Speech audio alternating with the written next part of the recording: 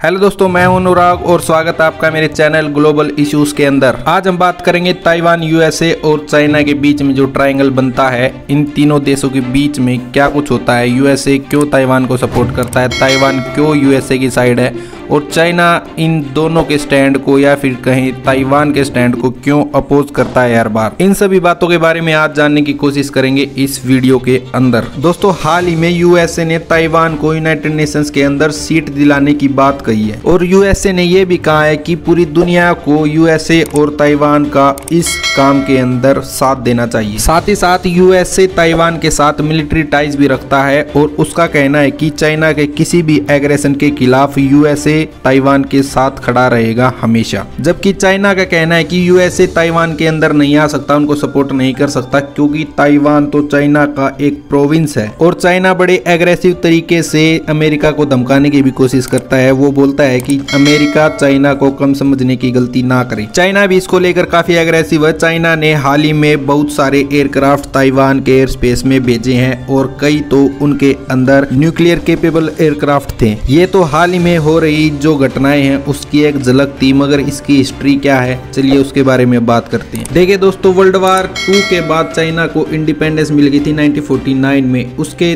तुरंत बाद चाइना के अंदर सिविल वार छिड़ गया था, जिसके अंदर ताइवान और चाइना अलग हो गए थे। मगर चाइना ताइवान के ऊपर क्लेम करता है और ताइवान अपने आप को सोवरेन स्टेट बताता है। और उसके बाद 1980 में चाइना ने ताइवान को बोला था कि वो 1 कंट्री 2 सिस्टम को अपनाए, जैसा कि हांगकांग ने अपना रखा है। मगर ताइवान ने इस सिस्टम को टोटली रिजेक्ट कर दिया था और इसी बैकग्राउंड के साथ ताइवान अपने आप को सोवरेन स्टेट बताता है कि वो एक आजाद नेशन है, चाइना का उसके ऊपर कोई हक नहीं है। ताइवान के बारे में सबसे अच्छी बात यह है कि वो डेमोक्रेटिक वैल्यूज को फॉलो करते हैं। जो भी गवर्नमेंट वहां पर इलेक्ट की जाती है वो लोगों के द्वारा डायरेक्टली इलेक्ट की जाती है। मगर चाइना के अंदर कोई डेमोक्रेसी वगैरह नहीं है, वो एक सोशलिस्ट कंट्री है, वहां पर 1 पार्टी सिस्टम चलता है। चाइना ताइवान के ऊपर क्लेम करता है और चाइना का कहना है कि वो सॉफ्ट पावर या फिर हार्ड पावर किसी भी तरीके का इस्तेमाल करके एक दिन ताइवान को अपने अंदर मिलाकर रहेगा। अब करते हैं यूएसए की बात। यूएसए क्यों ताइवान को सपोर्ट करता है? देखिए, उसके कई सारे रीजन है। सबसे पहला कारण है अमेरिका का सुपर पावर होना। और ये सुपर पावर से क्या मतलब है, चलिए ये मैं आपको बता देता हूँ। दोस्तों, 1991 से पहले जब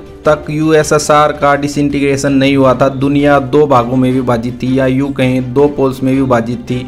एक खेमा था यूएसए के साथ और दूसरा खेमा था यूएसएसआर के साथ। मगर 1991 में यूएसएसआर का विघटन हो गया, या यूं कहे यूएसएसआर का डिसइंटीग्रेशन हो गया। उसके बाद दुनिया में बस एक पोल बचा और वो पोल एक सुपर पावर बनकर उभरा और वो सुपर पावर था यूएसए। इसमें कोई दो राय नहीं है कि यूएसए एक सुपर पावर है। मगर अब फिर से 2 पोल बनने लगे हैं, एक चाइना और दूसरा यूएसए।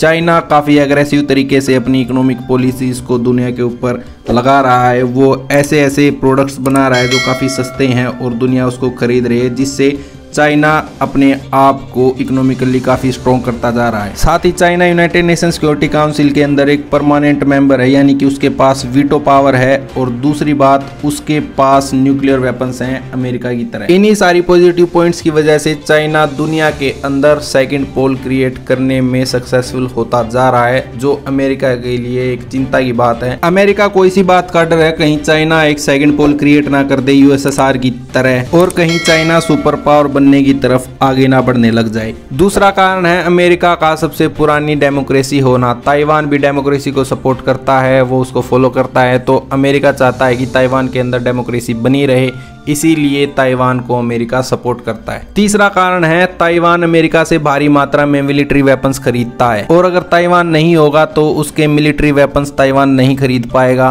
तो एक तरीके से उसका एक कस्टमर गायब हो जाएगा धरती से। और ताइवान अमेरिका का सपोर्ट इसलिए चाहता है क्योंकि ताइवान को पता है कि अमेरिका एक सुपर पावर है और दुनिया में अगर कोई चाइना के एग्रेशन को इस टाइम रोक सकता है तो वो अमेरिका है। इसलिए ताइवान चाइना के एग्रेशन को टैकल करने के लिए अमेरिका का सपोर्ट लेता है, अमेरिका से वेपन खरीदता है ताकि चाइना कंट्रोल में रहे। और रही बात यूनाइटेड नेशंस के अंदर ताइवान को सीट दिलाने की, या फिर यूं कहें उसको एक मेंबर बनाने की, इसको आप अमेरिका का एक जुमला समझ सकते हैं जो उसने ताइवान को दिया है। क्योंकि यूनाइटेड नेशंस के अंदर मेंबर बनने के लिए यूनाइटेड नेशंस के मेंबर की 2/3 मेजोरिटी चाहिए और उसके साथ साथ P5 कंट्रीज में से किसी ने वीटो पावर का इस्तेमाल नहीं किया हो उस कंट्री के खिलाफ जिसको यूनाइटेड नेशन सिक्योरिटी काउंसिल के अंदर मेंबर बनना है या फिर सीट चाहिए। इसमें सबसे बड़ी रुकावट की बात यह है कि चाइना एक P5 कंट्री है, यानी कि वो एक परमानेंट मेंबर है, उसके पास वीटो पावर है। और चाइना क्यों चाहेगा कि जिस टेरिटरी को वो क्लेम करता है वो उसको अपना हिस्सा बताता है, अपने देश का हिस्सा बताता है, वो यूनाइटेड नेशन सिक्योरिटी काउंसिल के अंदर एक मेंबर बने, वो अपनी वीटो पावर का इस्तेमाल आराम से कर लेगा और ताइवान को सीट नहीं मिल पाएगी यूनाइटेड नेशंस के अंदर। और अगर अमेरिका सच में चाहता है कि ताइवान को यूनाइटेड नेशंस के अंदर मेंबरशिप दिलाई जाए या उसको सीट दिलाई जाए तो यूनाइटेड नेशंस के अंदर सुधार करने की आवश्यकता है। और इसी में आता है इंडिया का एंगल। इंडिया भी चाहता है कि यूनाइटेड नेशंस के अंदर सुधार किया जाए। और रही बात ताइवान को सपोर्ट करने की, तो इंडिया का स्टांस क्या रहा है चलिए जानते हैं। चाइना ताइवान पर क्लेम करता है और चाइना ने तिब्बत को कब्जा रखा है, तो इंडिया का स्टांस था कि चाइना की वन चाइना पॉलिसी को इंडिया सपोर्ट करता था, मगर चाइना इंडिया की वन इंडिया पॉलिसी को सपोर्ट नहीं करता था। 2010 के बाद इंडिया ने चाइना को ये बोलना शुरू कर दिया है कि अगर तुम चाहते हो कि हम वन चाइना पॉलिसी को सपोर्ट करें तो तुम्हें हमारी वन इंडिया पॉलिसी को सपोर्ट करना होगा। वन इंडिया पॉलिसी का मतलब है जैसे हम तुम्हारे ताइवान और तिब्बत को सपोर्ट करते हैं, तुम भी हमारे अरुणाचल प्रदेश को सपोर्ट करो,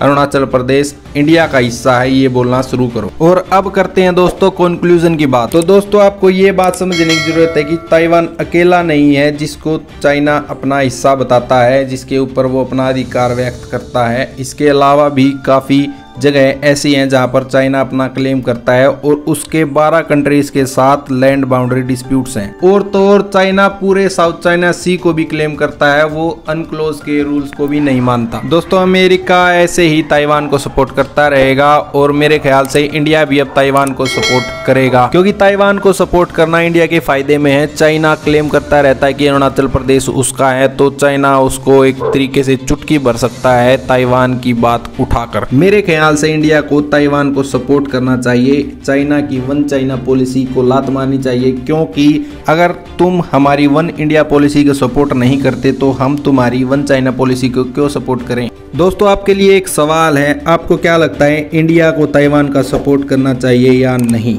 हमें कमेंट्स में जरूर बताएं। तो दोस्तों ये है इस वीडियो का एंड। मैं आशा करता हूँ आपको ये वीडियो काफ़ी इन्फॉर्मेटिव लगी होगी, आपकी काफ़ी नॉलेज इनहेंस हुई होगी इस वीडियो को देखने के बाद। अगर दोस्तों वीडियो पसंद आए तो इसको लाइक जरूर करें और इसी तरीके के कंटेंट के लिए मेरे चैनल को सब्सक्राइब भी करें। चलिए दोस्तों लेता हूँ आपसे विदा, मैं हूँ अनुराग, मिलता हूँ आपसे इसी तरीके के कंटेंट के साथ कल फिर एक नई वीडियो में। तब तक के लिए जय हिंद, वंदे मातरम।